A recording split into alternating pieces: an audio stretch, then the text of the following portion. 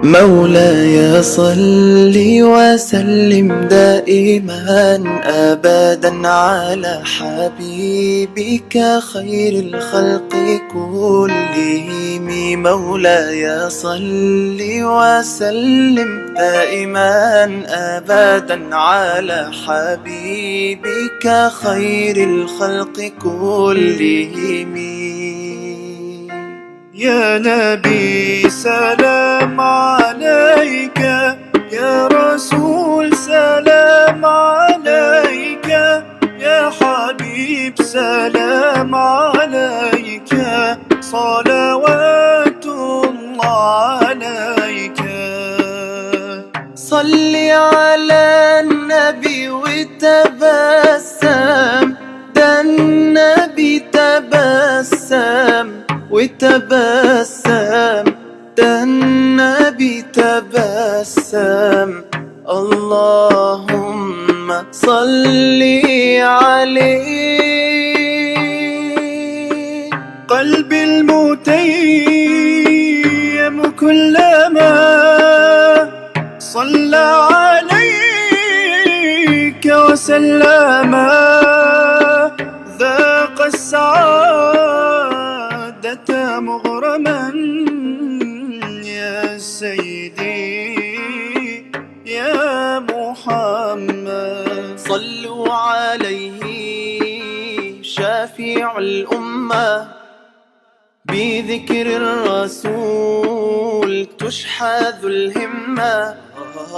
يا ربي بجاه النبي أزح الغمة، يا ربي بجاه النبي أزح الغمة. قمرون قمرون قمر سيدنا النبي، قمرون وجميل وجميل وجميل وجميل سيدنا النبي وجميل.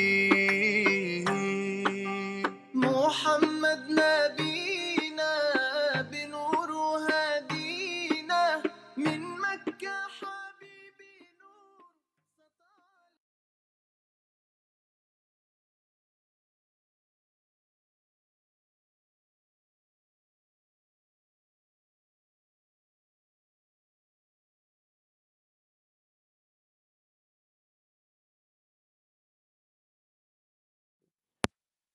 A'udzubillahi minasyaitonirrajim. Bismillahirrahmanirrahim. Alhamdulillahirabbil alamin.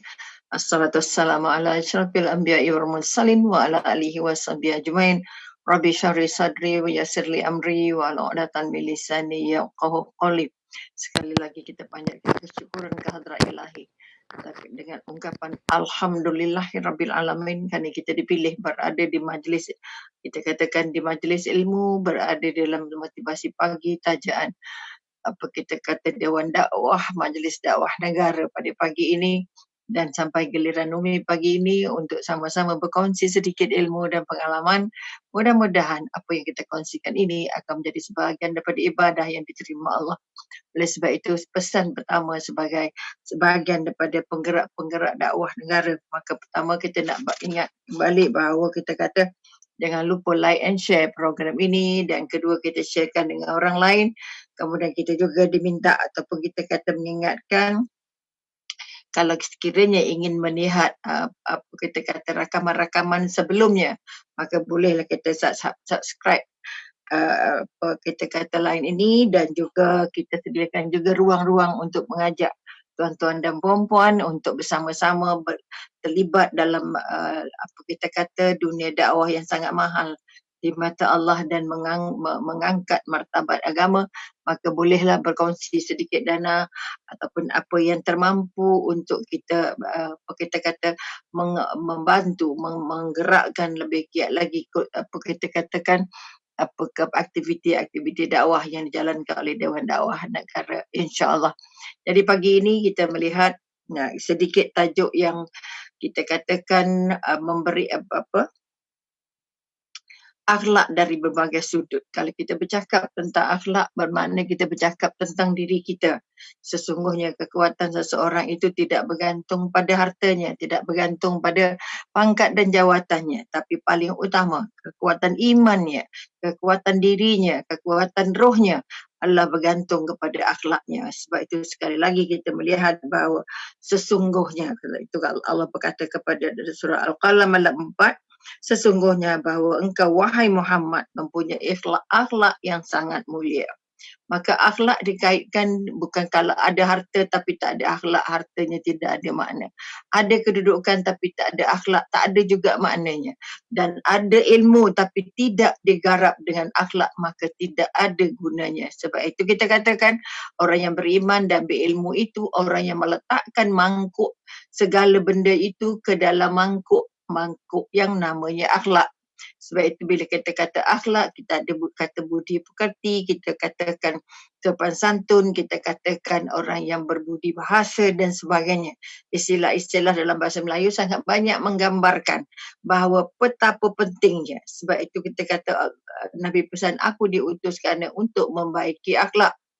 Akhlak Rasulullah itu adalah Al-Quran. Bermakna sekali lagi kita nak bangun kekuatan kita, ataupun dalam bahasa kita kata adab dan sopan santun, maka tidak ada modal paling besar dalam kehidupan kita kalau kita tidak punya akhlak yang baik.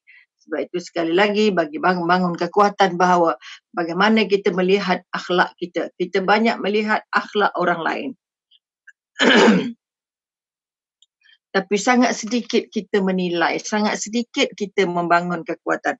Sebab itu ulama dulu kata apa, aku belajar ilmu, kita kata 20 tahun tapi belajar akhlak 30 tahun daripada memahami keadaan manusia. Ini membuktikan bahawa tidak ada dakwah yang akan berjalan dengan baik dan diterima dengan baik sekiranya ilmunya tidak disampaikan dengan cara yang baik. Maka sekali lagi melihat kepada pentingnya akhlak, sebab itu baikilah akhlak kamu, kata Rasulullah. Kata berpesan, iaitu kita katakan apakah kecelakaan yang paling besar kepada manusia.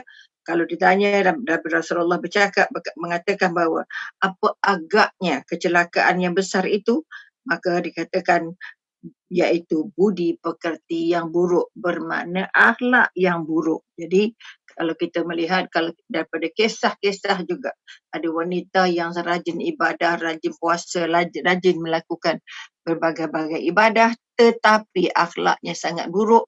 Bila ditanya kepada Rasulullah bagaimana keadaan wanita ini, maka Rasulullah menjawab wanita ini tidak ada kebaikannya sama sekali dan dia termasuk golongan penghuni neraka. Maknanya sekali lagi ahli ibadah ke dia, orang berilmu ke dia, orang yang mengajar ke dia, orang yang berdakwah ke dia, sekiranya tidak ditampilkan akhlak yang baik mengiringi apa kita kata ilmu-ilmu yang disampaikan, bermakna sekali lagi kita belum menyempurnakan tugas sebagai seorang manusia, sebagai orang yang berakhlak. Sebab itu sekali lagi akhlak penanda iman, akhlak penanda karakter, akhlak penanda kebijaksanaan. Bijaklah macam mana pun, banyaklah ilmunya, banyaklah ceramahnya, banyaklah kita kata syarahan yang disampaikan kepadanya olehnya, kerana banyaknya ilmu, tapi jika tidak mengangkat akhlak sebagai modal nombor satu, tidak mengangkat budi pekerti sebagai nombor satu dalam menyampaikan ilmu, dalam membuat pekerjaan, dalam memberikan sumbangan, dalam membuat kebaikan, dalam menjalankan apa saja ibadah, sekali lagi ibadah itu tidak akan diterima Allah. Sebab itu sekali lagi nilai seorang manusia bukan pada sijilnya saja, bukan pada ilmunya saja, bukan pada hartanya saja. Yang paling penting nilai seorang insan, nilai seorang manusia di mata Allah adalah dinilai dari akhlaknya. Oleh itu pagi ini kita nak berkongsi sedikit apa konsep akhlak yang diberikan oleh Imam Ibn Rajab, okey, yang dia juga Sebab kalau kita melihat banyak tafsiran-tafsiran yang diberikan kepada perkataan akhlak, maka pagi ini Umi hanya nak menyentuh sedikit apa agaknya tafsiran akhlak yang sudah ataupun yang dinukilkan oleh Imam Ibn Rajab ini. Okey. Umi melihatnya Imam Ibn Rajab mendefinisikan ataupun memberikan tafsiran ataupun memberi makna akhlak itu berdasarkan kepada 3 perkara. Okey, 3 perkara yang sangat kita kata sangat kadang-kadang kita beri perhatian, kadang-kadang kita tak beri perhatian. Maka sekali lagi hari ini kita nak mengingatkan bahawa agama itu, sebab itu sekali lagi kita kata agama itu adalah bergantung, agama adalah kebaikan budi pekerti, agama itu kuat sekiranya akhlaknya bagus. Sebab itu sekali lagi kalau kita melihat para sahabat, akhlak mereka, kalau kita melihat akhlak Rasulullah sangat-sangat hebat. Sebab itu kita katakan tanpa akhlak agama tidak akan kembang, dakwah tidak akan diterima dan tidak akan jumpa namanya ketenangan jiwa dan ketenangan hati. Maka sekali lagi kita ulang bahawa celakalah orang yang tidak mempunyai akhlak yang baik. Tidak berimanlah orang yang tidak berakhlak. Maka sekali lagi kita nak bangun bersungguhnya Allah mensucikan agama ini dengan zatnya sendiri dan tidak selayaknya agama itu melainkan sifat pemurah. Orang yang ada agama, orang yang sayang agama. Maka ini yang di hadis yang diriwayatkan oleh Daruqutni dan Qaryati. Maka kita nak bangun balik ke kawan, dia kata apa? Agama itu ialah orang yang layak memperjuangkan agama itu, orang yang layak mengaku dia beragama itu adalah orang yang mempunyai sifat pemurah dan akhlak yang baik. Sekali lagi akhlak yang baik, maka hiasilah agama itu dengan kedua-dua sifat tadi. Ini yang kita kata pesan Rasulullah bahawa kamu tidak boleh mengaku kamu hamba Allah, kamu tidak mengaku kamu pejuang agama, kamu tidak boleh mengaku kamu ini orang yang sayang agama atau orang yang memilih agama selagi kamu belum ada 2 karakter ini. Ini yang Nabi tegaskan, yang Nabi utamakan selain daripada utama apa kita katakan kekuatan-kekuatan ilmunya, maka kekuatan ilmu itu tidak akan bermakna, tidak akan sampai ke hati, tidak akan mampu memberi ketenangan sekiranya tidak dibangunkan dari segi 2 perkara, iaitu orang yang bersifat pemurah dan juga orang yang mempunyai akhlak yang baik. Maka itu cukup untuk kita menyokong pendapat bahawa akhlak merupakan kunci untuk membangun, untuk kita terus merasakan bahawa kita adalah hamba Allah yang benar-benar cinta dengan agama, cinta dengan ilmu, cinta dengan gerak kerja dakwah, cinta dengan ibadah. Ini kalau kita melihat apa yang dipesan oleh Rasulullah kepada Abu Zar, hai Abu Zar, tidak ada akal yang bermanfaat. Tak ada akal yang bermanfaat seperti memikirkan dan tidak ada usaha yang berguna. Okay? Seperti baiknya budi pekerti. Ada akal tapi baik, ada boleh berfikir tapi tak ada budi pekerti juga tidak ada maknanya. Ini hadis riwayat oleh Baihaqi dan juga Ibn Hibban. Maka kalau kita melihat keterangan-keterangan tadi dapat menjelaskan kepada kita bahawa tidak ada maknanya jadi manusia jika tidak berakhlak. Maka sekali lagi mari kita melihat apa agaknya. Okey. Apa agaknya akhlak menurut Imam Ibn Rajab. 1. Yang dikatakan oleh Imam Ibn Rajab, orang yang berakhlak itu ialah orang yang sentiasa menjaga dirinya. Orang yang sentiasa menjaga dirinya untuk tidak melukakan orang lain, tidak menyakitkan orang lain, tidak mengganggu orang lain, tidak merendahkan orang lain, tidak menghina orang lain. Orang yang mengawal dirinya, menjaga, bila kita kata menjaga dirinya, menjaga matanya, menjaga lidahnya, menjaga mulutnya, menjaga telinganya supaya tidak ada terlibat dalam melukakan, menyakitkan, merendahkan orang lain. Tak kira orang itu siapa. Okey, jadi maka kalau mengikut Ibn Rajab, kamu tidak bermakna ada akhlak selagi lidah kamu mampu untuk menghina orang lain, untuk melukakan orang lain, menyakiti orang lain, menghina orang lain. Okey, mata kamu, tidak ada maknanya kamu berakhlak kiranya kamu melihat orang, merendahkan orang, melecehkan orang, memperkecilkan orang. Ini kekuatan-kekuatan yang kita cegah diri dari terlibat dalam kerja ataupun dalam perbuatan memalukan, merendahkan, memilukan, mengganggu orang lain. Okey, mengganggu orang lain sama ada kita katakan dalam bila kita mampu untuk menyelamatkan diri untuk tidak menyakiti orang lain. Itu maknanya kita orang yang berakhlak. Maknanya bila tidak mengganggu orang lain, contohnya lah kita kata kalau kita ni yang jenis belajar, pergi tazkirah, pergi mana, pergi sini, pergi dengar ceramah dan tausiah dan sebagainya. Okay?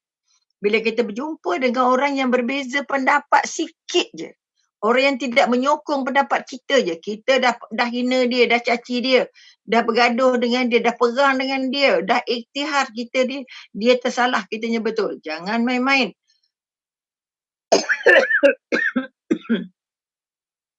Kita sudah mampu untuk menzalimi dia.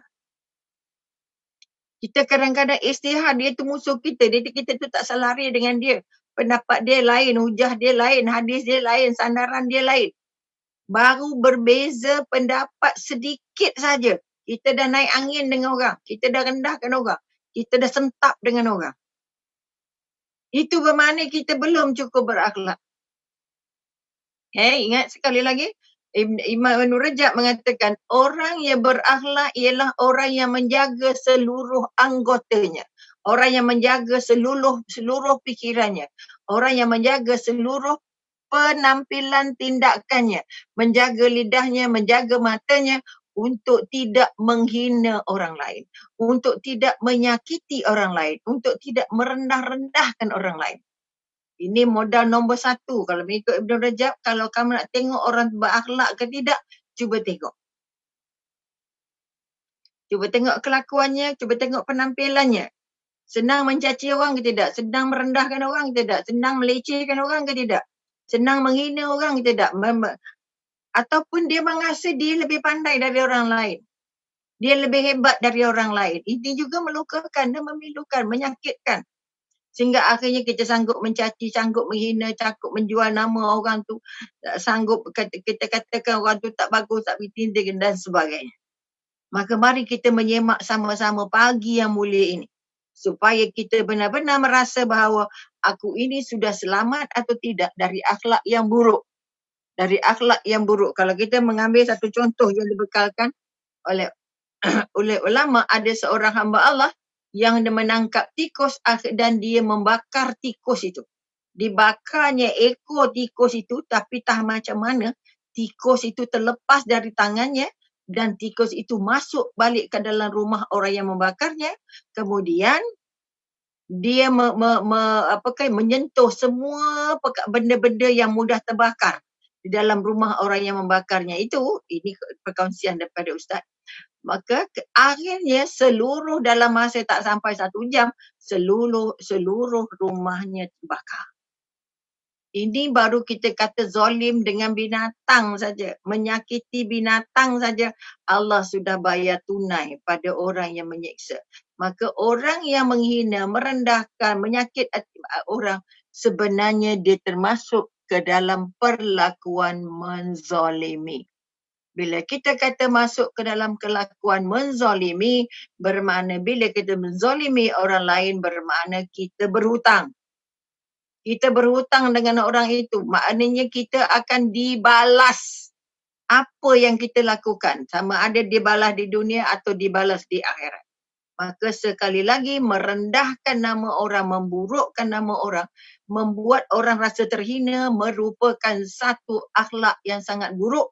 Ataupun Ibn Rajab kata apa? Imam Ibn Rajab kata orang itu belum lagi berakhlak. Belum lagi berakhlak. Katalah orangnya ada ilmu, pergi menyampaikan ilmu ke, mencari ilmu ke, berguru ke, tetapi dia tidak setuju dengan apa yang orang kata. Walaupun yang dikata itu masih termasuk dalam ahli sunnah wal jamaah contohnya. Artinya tidak keluar dari landasan agama, tidak melanggar perintah Allah. tetapi kerana berbeza pendapat saja sikit, dia sudah mula sakit hati, bengkak benjol dengan orang itu dan membawa cerita-cerita orang itu, kadang-kadang sampai memusuhi orang yang tidak pun ada kena mengena sangat dengan dia. Maka sekali lagi akhlak yang buruk ialah akhlak yang baik. Orang yang berakhlak, orang yang sentiasa menjaga dirinya, menjaga amalnya, menjaga lidahnya, menjaga matanya untuk tidak menyakiti orang lain. Ini satu tafsiran akhlak yang dibekalkan oleh Imam Ibn Rajab. Dia membekalkan 3, macam mana cara tanda-tanda orang tu berakhlak. Ataupun kita kata definisi akhlak yang dia bagi. Itu yang pertama. Yang kedua, kita kata Imam Ibn Rajab mengatakan apa? Orang yang tadi kita kata pertama dia berakhlak, dia menjaga dirinya daripada melukai orang lain. Yang kedua, kita katakan dikatakan orang yang berakhlak itu ialah orang yang kita katakan mampu. Orang yang dikatakan mampu untuk tidak membalas. Mampu untuk tidak membalas. Okay? Tadi kita katakan orang yang melukakan orang, menghina orang, menjual nama orang, menyalahkan orang, membawa menjejel nama-nama buruk. Buruk-buruk orang itu namanya menzolimi. Ya? Jangan zolim dengan orang. Kalau kita tak senang dengan orang, bermakna kita zolim dengan orang. Maka belajar untuk baiki akhlak supaya kita selalu berada dalam baik sangka. Dalam baik sangka. Sebab itu kita katakan tidak menyakiti orang lain bermakna apa? Dia sudah masuk ke tadi yang kita kata yang kedua. Kita kata bagaimana orang berakhlak apabila dia apa? Sabar bila diberikan, bila dizolimi. Okay? Bila dia dizolimi, bila dia dicaci, bila dia disakit hati, bila dia disinggung, bila dia dihina, bila dia dipersalahkan, bila dia dihina, maka dia tidak membalas ataupun dia bersabar. Kalau membalas pun hak yang patut-patut, tidak melebihi ataupun tidak membalas dengan cara melampau. Itu pun kalau hak-hak pribadinya terganggu. Jika tidak, dia tidak perlu. Dia orang yang berakhlak ini, orang yang mampu bersabar melalui ujian-ujian yang orang lain datangkan kepadanya. Artinya orang hina dia ke, orang caci dia ke, orang kata dia tak betul ke, orang kata dia apa-apalah. Artinya yang buruk. Orang yang sabar menjalani situasi di mana orang lain menyakitkan hatinya, memburukkan dia, menghina dia, menzalimi dia. Okay, itu juga dikatakan oleh Imam Ibn Rajab.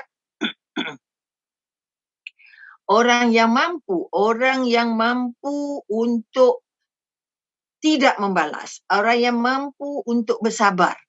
Sebab itu dipesan oleh Allah, Allah sangat benci kepada kezaliman. Allah benci pada kezaliman. Maka andai kata ada seorang yang sudah dicaci-caci, dijual namanya, dihina dan sebagainya, maka dia bersabar ataupun dia berdiam diri, tak balas. WhatsApp tak balas, apa kita kata Facebook tak balas, tak marah pun. Ini kita katakan orang sangat berakhlak. Okay? Tapi ingat, bila seseorang itu sudah diam maknanya dia tidak membalas apa yang kita cacikan, yang kita hinakan, yang kita zalimi, bermakna dia sudah menyerahkan balasan kepada kezaliman yang dilakukan oleh orang lain kepada dirinya kepada Allah. Orang yang sudah menyerahkan balasan orang yang menzaliminya itu kepada Allah, sebab itu kena hati-hati. Orang yang dizalimi tapi tidak membalas, tetapi dia diam ataupun sabar dan menyerahkan proses balasannya itu kepada Allah. Okay? Dia menyesak, dia memberikan, ya Allah Tuhanku, aku tak mampu balas. Aku serahkan kepadamu untuk membalasnya, ya Allah. Hati-hati kerana balasan kezaliman yang Allah sediakan bukan kecil. Bukan main-main. Kalau Allah yang balas, maka pastilah balasan-balasan itu sangat-sangat besar. Mestilah balasan-balasan itu sangat kuat. Maka takut kita tak mampu nak bayar. Maka sekali lagi orang yang menzalimi itu berhutang. Maka kalaulah Allah yang bayar balik, kalau yang dizalimi tadi tanda tangan, ya Allah, aku tak mampu membalas cacian mereka, aku tak mampu membetulkan apa yang mereka kata, aku tidak buat apa yang mereka kata, maka aku serahkan balasannya kepadamu, ya Allah. Kita bimbang nanti balasan yang Allah bekalkan kepada orang yang menzalimi itu sangatlah berat. Ingat perkataan menzalimi, kalau kita melihat kepada kisah tentang zina. Zina juga dosa besar. Balasan paling besar, balasan paling rendah, paling kecil kepada orang yang berzina ialah seperti berzina dengan ibunya sendiri. Tetapi balasan paling tinggi orang yang menzalimi. Okay, kerana menzalimi ini merupakan balasan ataupun dosa paling besar. Maka sekali lagi, kita nak bangun balik kekuatan, jangan menzalimi orang lain. Jangan menghina orang lain, maka kita nak bangun, belajarlah untuk memaafkan. Belajar untuk minta maaf, belajar untuk merasa, ya Allah, belajar untuk apa kita katakan, menginsafi, belajar menerima kesalahan, belajar menerima pendapat-pendapat orang lain dan sebagainya. Maka sekali lagi orang yang sabar, orang yang tidak membalas kezaliman, orang yang tidak membalas keburukan yang dilakukan oleh orang kepadanya. Okay, orang yang tidak membalas keburukan yang dilakukan kepadanya itu merupakan orang yang mempunyai akhlak yang sangat baik. Akhlak yang tinggi. Sebab itu Allah pesan, tolong jaga akhlak kamu. Nabi pesan, jaga baiki akhlak kamu. Ini banyak dalam hadis dipesan oleh Rasulullah. Kerana akhlak ini tertampil serta-merta. Tak ada fikir-fikir dah. Orang yang akhlaknya buruk, dengar je orang cakap, dia empuk dah. Tapi kalau orang yang sabar, dia akan dengar apa orang cakap, tapi dia tidak balas serta-merta. Dia mampu untuk bersabar. Maka sabar ini merupakan satu kekuatan. Sebab itu satu syarat untuk orang masuk syurga adalah orang yang mampu memaafkan dan orang yang sabar, kata orang yang banyak berpuasa. Ini yang dipesan oleh ulama. Maka bersabar merupakan satu ciri orang untuk mudah masuk syurga. Maka orang yang akhlak baik, akhlaknya paling indah ialah orang yang mampu untuk bersabar, orang yang mampu untuk memaafkan, orang yang mampu untuk tidak membalas kezaliman yang orang lain lakukan kepadanya. Ini kekuatan yang kita nak angkat, yang dipesan oleh apa kita katakan Imam Ibn Rajab tentang akhlak. Selagi kita berniat untuk membalas, selagi kita berniat untuk melawan, untuk menegakkan apa yang kita kata benar, walaupun orang kata begitu dan begini, dia akan cacat akhlaknya. Maka mari kita semak diri kita. Kita sudah mampu bersabar atau tidak? Kalau orang kata kita salah, kalau orang kata kita tak tepat, kalau orang kata kita ada cacat celanya, maka terimalah. Maafkanlah kerana kita bukan maksum. Yang maksum sudah berangkat. Tak ada lagi di dunia ini orang yang semua betul. Hanya Rasulullah sallallahu alaihi wasallam saja yang maksum. Maka kalau ada perbezaan pendapat, jangan sampai perbezaan pendapat itu membuat kita bergaduh, membuat kita berpecah belah. Oleh itu agama ingin menyatukan kita. Kalau ada perbezaan sedikit itu biasa. Okay, perkara-perkara ranting kita kata. Maka katalah kalau solat tangannya letak mana, atas ke, kat perut ke, bawah perut ke. Itu perbezaan kecil, ada kunut ke tak ada kunut dan sebagainya. Sebab itu kekuatan seorang yang namanya berakhlak tadi Orang yang sabar menerima kecacian, menerima apa saja keburukan yang orang berikan kepadanya. Dia tahu dia tak buat, tapi dia tidak melenting. Terus mampu memaafkan, terus mampu bertolak ansur, terus mampu menahan diri untuk tidak membalas. Ini satu kehebatan yang sangat hebat. Kalau kita mampu untuk mengangkatnya, kitalah antara orang yang sangat baik dan dekat dengan Allah. Itu yang kedua. Orang berakhlak ataupun maksud akhlak yang kedua. Dan yang ketiga, kalau menurut Imam Ibn Rajab katakan, orang yang baik akhlaknya ialah orang yang paling mudah membantu sahabat dan kerabatnya. Orang yang paling mudah memberi pertolongan kepada saudara-saudaranya se-Islam.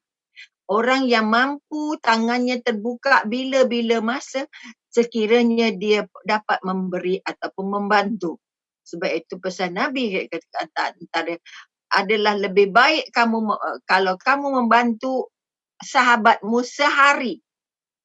Okay, sehari saja bantu buat baik pada sahabat, pahalanya apa kita kata adalah lebih baik. Kamu membantu sahabat kamu sehari adalah lebih baik daripada kamu iktikaf sebulan di Masjid Nabawiyah. Bayangkan betapa besarnya. Membantu sahabat kamu sehari. Membantu menyelesaikan masalah sahabat kamu sehari. Okay? Tetapi adalah lebih baik. Ini pesan Nabi. Adalah lebih baik daripada iktikaf sebulan di Masjid Nabawi. Sebulan, bukan sehari. Kita tak pernah dapat pun nak iktikaf sebulan sepanjang kita nak buat haji ke buat umrah. Sama ada buat haji atau buat umrah, kita tak lebih tak sampai pun sebulan. Okay? Tapi Nabi kata kalau kamu dapat membantu sahabat kamu sehari, mengurus kesulitannya, membantu kesulitannya, mengatasi kesulitan yang dihadapinya adalah lebih baik. Adalah lebih baik daripada iktikaf sebulan di Masjid Nabawi. Ini yang nak menunjukkan, Nabi nak pesan pada kita bahawa orang yang paling senang membantu orang lain untuk menyelesaikan kesulitan-kesulitannya adalah mereka yang akhlaknya sangat baik. Orang yang benar-benar berakhlak.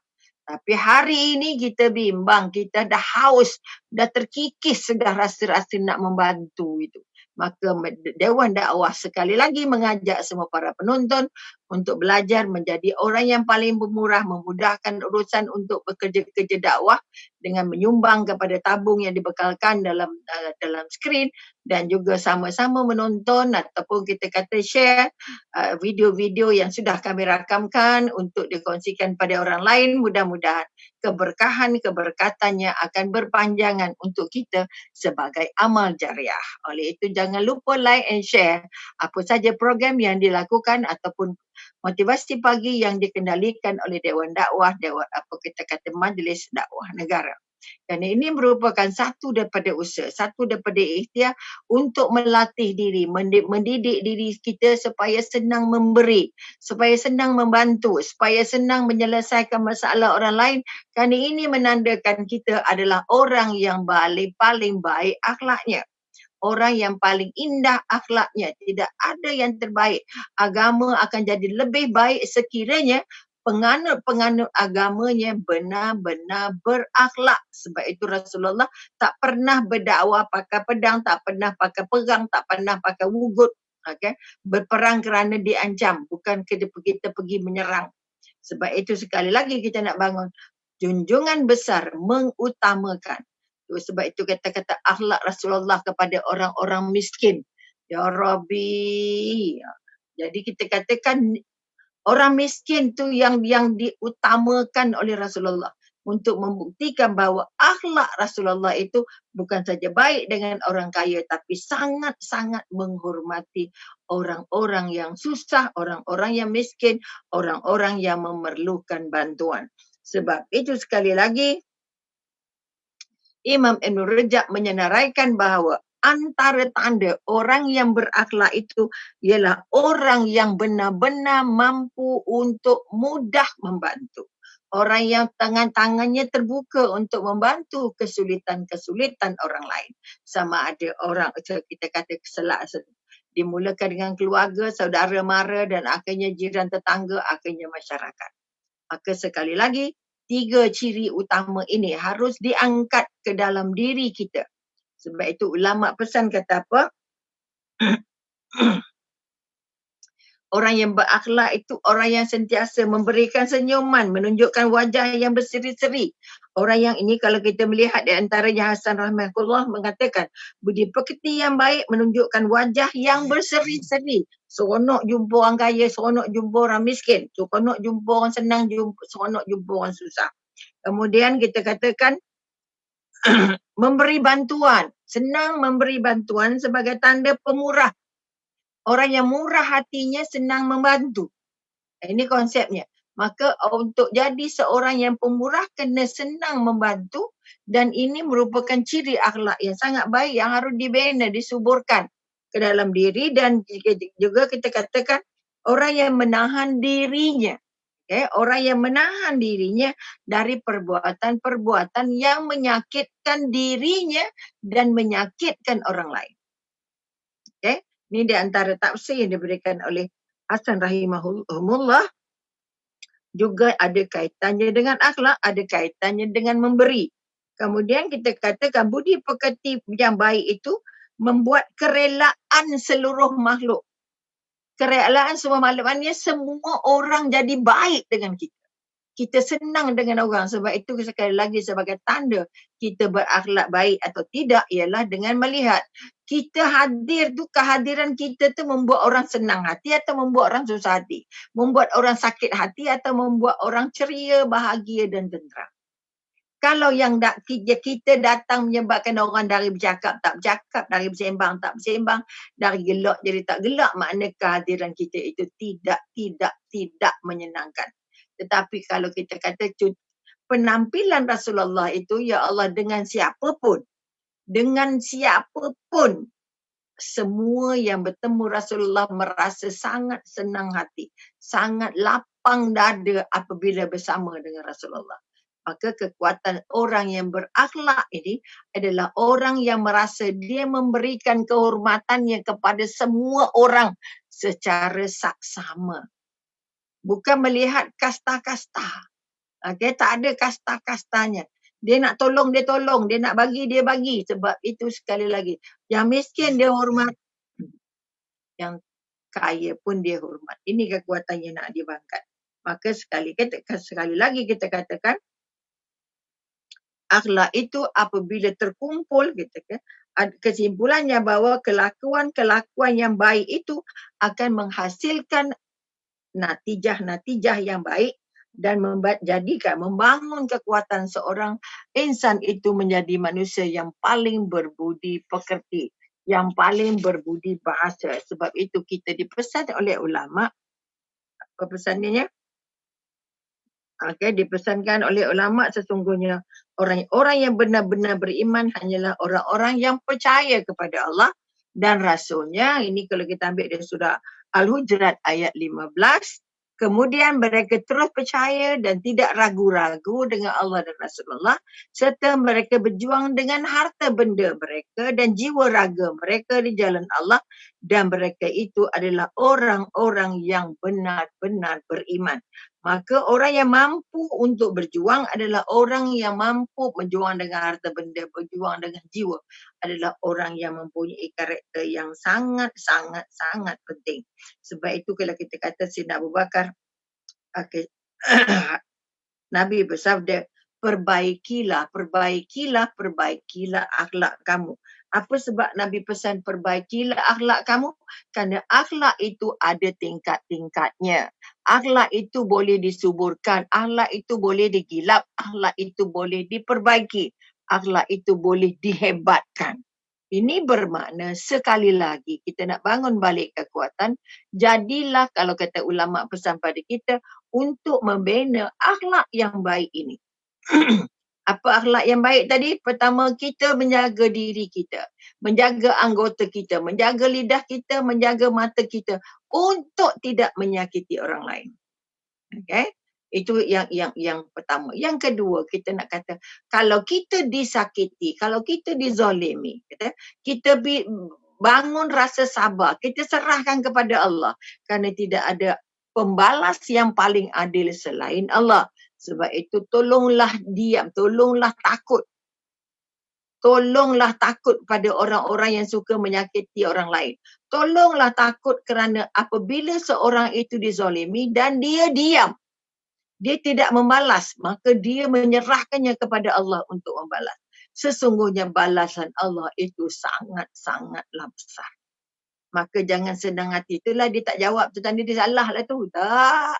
Ada orang tak jawab kerana dia nak minta Allah jawab. Dia tak balas kerana dia nak minta Allah balas. Bermakna orang yang baik, paling baik hubungannya dengan Allah. Jangan main-main kerana setiap kezaliman pasti akan dibalas Allah sama ada di sini atau di sana. Kalau kisah tadi, tikus saja Allah balas. Kamu zalim dengan binatang saja Allah balas, terbakar rumahnya dalam masa 1 jam. Apalagi kalau zalim dengan manusia. Sebab itu menghormati nama baik, menghormati harga diri seseorang hamba itu merupakan satu daripada akhlak yang terbaik. Siapa yang mampu memburuk nama orang, menghina orang, merendahkan orang, bermakna dia memang tidak punya akhlak yang baik. Itu yang kedua. Artinya sabar dengan ujian, sabar dengan cecaan, sabar untuk tidak membalas. Okey, sabar untuk tidak membalas tapi memberikan kemaafan. Memudah memohon ampun, mudah untuk minta maaf, mudah untuk memaafkan. Ini di antara karakter-karakter orang yang karakternya ataupun sahsiahnya ataupun budi pekertinya baik. Dan yang ketiga tadi ialah orang yang sentiasa terbuka tangannya untuk membantu siapa saja yang memerlukan bantuan. Maka like and share program ini untuk kita sama-sama berkongsi ilmu dan panjangkan atau subscribe untuk dapatkan apa kita kata video-video yang lalu-lalu untuk kita tambah ilmu, dan yang paling utama turut sama menyumbang supaya program ini dapat berjalan terus dengan bantuan dan sokongan daripada tuan-tuan, para pendengar, para penonton sekalian, dan sudah pun dibekalkan dalam skrin atau kita kata dalam link kita nombor-nombor akaun yang boleh digunakan untuk menjadikan kita sebagai seorang yang baik akhlaknya kerana senang membantu, suka beribadah untuk kebaikan agama dan membantu agama Allah, bermakna satu jasa yang paling baik. Siapa yang membantu agama Allah, pasti Allah akan bantu dia. Bila siapa memudahkan urusan dengan Allah, Allah akan mudahkan urusan dia. Sebab itu ulama berpesan, setiap orang yang berakhlak itu mestilah hidup seperti sungai, bukan seperti perigi. Seperti sungai maknanya orang paling senang dapat bantuan darinya. Orang boleh mandi, orang boleh minum, orang boleh cuci, orang boleh berenang, orang boleh cari ikan dengan cara mudah di sungai. Jangan jadi perigi. Nak dapat airnya susah, tak boleh berenang, tak ada ikan, tak ada banyak benda yang kata kalau nak dapat airnya sangatlah sulit. Jadi jangan jadi hidup seperti perigi kerana sempit sangat tak boleh bergerak. Jadilah seperti sungai kerana kita katakan sungai memudahkan. Jadi bangunlah jiwa kita sebagai jiwa sungai. Sungai yang sentiasa memberi, sentiasa memberi, sentiasa memberi. Artinya terlalu banyak, terlalu mudah untuk dapat bantuan daripada orang yang akhlaknya baik, seperti bagaimana mudahnya kita mendapat pertolongan dan kemudahan daripada air sungai yang tidak pernah berhenti mengalir. Maka sekali lagi bangun kekuatan. Kita nak membangun akhlak, maka bangunlah diri kita. Untuk tidak melukakan, bangunlah diri kita untuk bersabar melalui ujian dan hinaan cacian orang. Dan yang ketiga, paling banyak buka tangan dua-dua untuk mudah membantu siapa saja yang memerlukan bantuan. Jadi sampai di sini dulu sesi kita pada pagi ini. Minta maaf banyak, mudah-mudahan apa yang kita kongsikan ini akan dapat menjadi sebahagian daripada panduan ataupun sebahagian daripada vitamin untuk membantu diri kita sebelum dijemput Allah untuk membaiki akhlak kita, kerana Rasulullah itu akhlaknya paling baik dan Allah sangat mencintai orang yang berakhlaknya baik, insya-Allah. Jadi sekali lagi, bangun akhlak, bangun agama, bangun ilmu. Ada ilmu, ada Orang yang banyak ilmu tetapi tidak punya akhlak, ilmunya kosong. Orang yang mengatakan beriman tapi akhlaknya kosong, maknanya dia juga tidak beriman. Maka kekuatan yang nak dibangun, kekuatan iman, ilmu, mesti dimasukkan ke dalam mangkuk yang namanya akhlak. InsyaAllah kalau ini dapat diangkat, kitalah manusia yang mampu melahirkan generasi yang berakhlak akan datang. Sekali lagi, mohon maaf banyak-banyak andai kata ada yang tak kena di mata dan di hati. Yang cantik hadiah dari Allah, yang tak cantik atas kelemahan Umi sendiri. Sekali lagi terima kasih. Wabillahi taufiq wal hidayah. Wassalamualaikum warahmatullahi ta'ala wabarakatuh. وتحلى بصفاته يا بخت اللي في ظله ماشي يشفع له في مماته.